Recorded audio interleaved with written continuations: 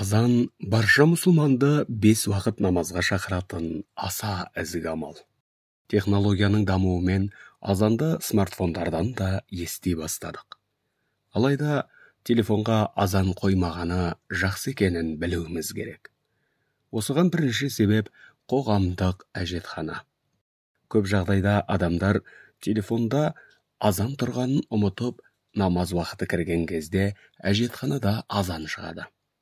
Әрине, бұл жақсы емес. Келесі себеп намаз және уағыз кезінде қосылуы.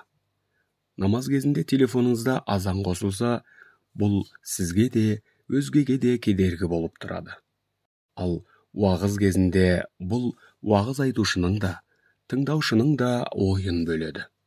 Осы сияқты жағдайға тап болмау үшін азанды смартфонға қоймағаныңыз дұрыс болады. Күнде намаз оқитын адам намаз уақытының кіргенін телефоннан қосылатын азансыз-ақ біледі. Егер шынымен ұмытып кетіп отырсаңыз, осылай азанның орнына дыбыс қоя аласыз.